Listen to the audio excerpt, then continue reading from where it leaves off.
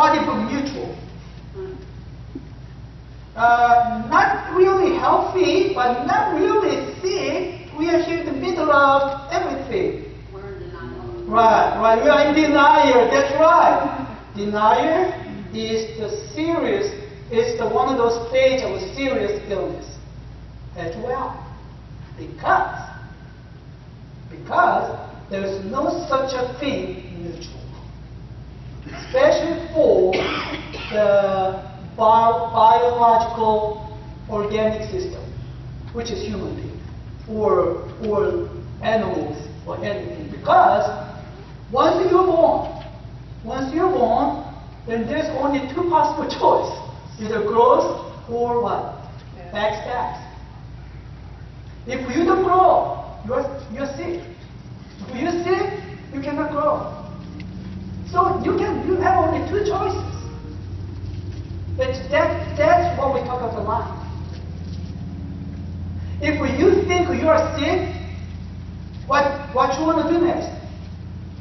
You want to go to the doctor to find out what your problem is. And what? Take the treatment. For what? For healing. Okay? So being sick doesn't necessarily mean so bad. Okay?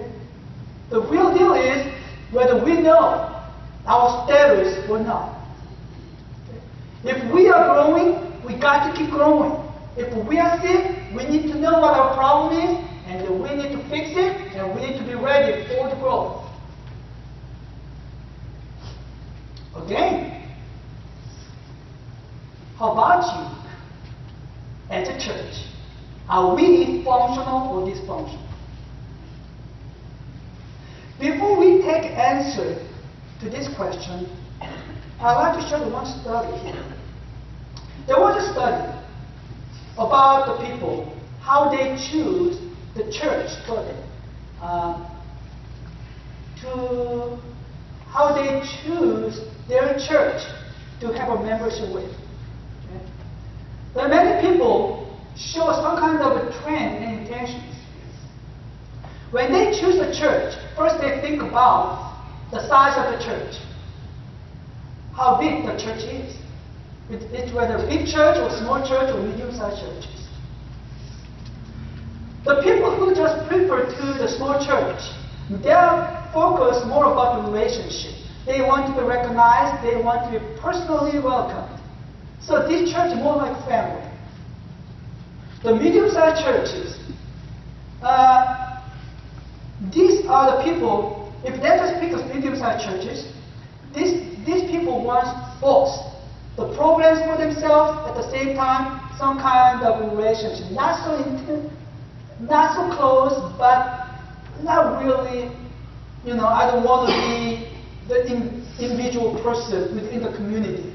So I want to be recognized, but not too close, not to get involved too deep, but I still want to have a benefit from the community. Big churches, unfortunately, it's not all about, it's not 100% people, okay?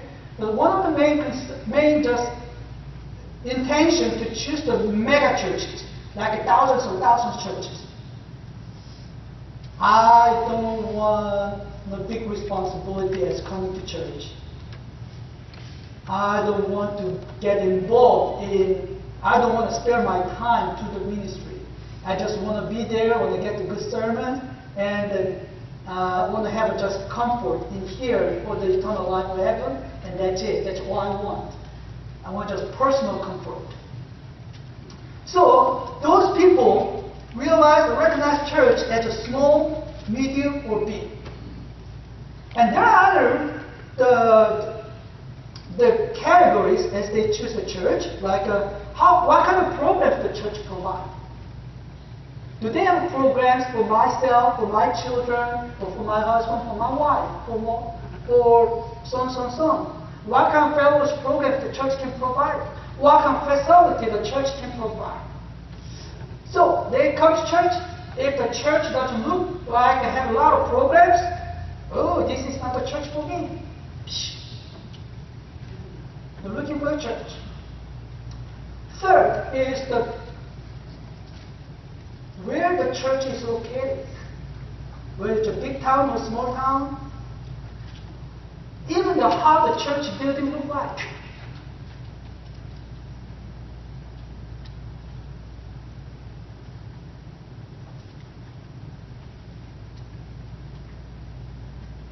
Question is,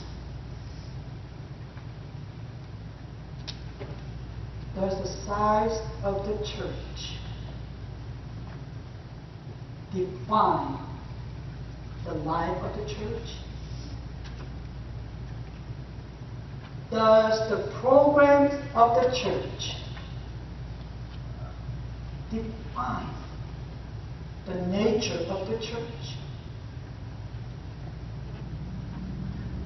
Does the location of the church define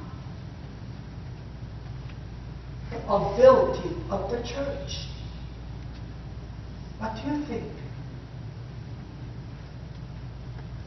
If none of those things define the color, life, or nature of the church, then why do people like us so much concerned about those side stuff and they keep shopping the church around us?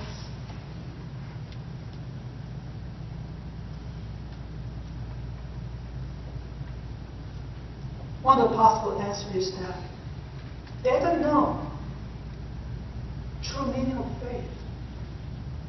They don't know the true meaning of the church. They must misunderstand of being a church.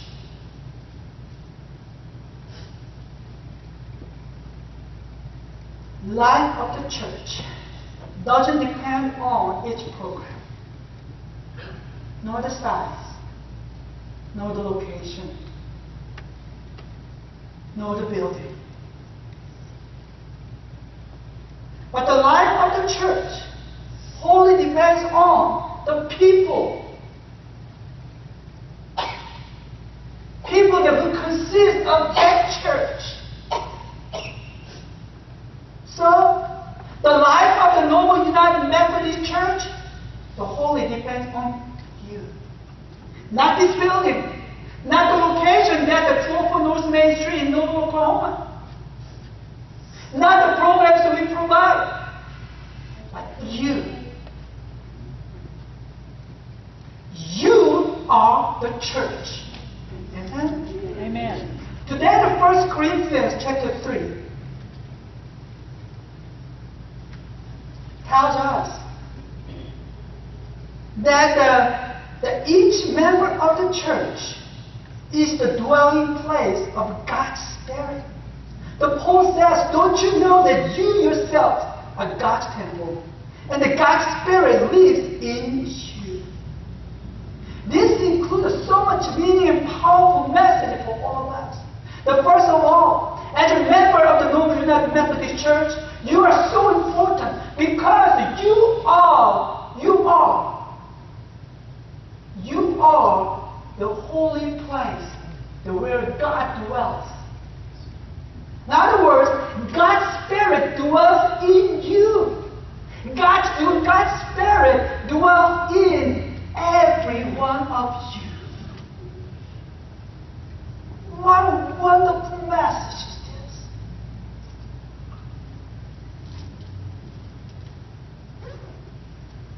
And because of that truth, you cannot mistreat other people because they are so holy. Because in them, in their heart, God's Spirit dwells. You cannot disrespect them. You cannot disregard them because they are such a holy. Look around and look, these holy people. Don't they look holy?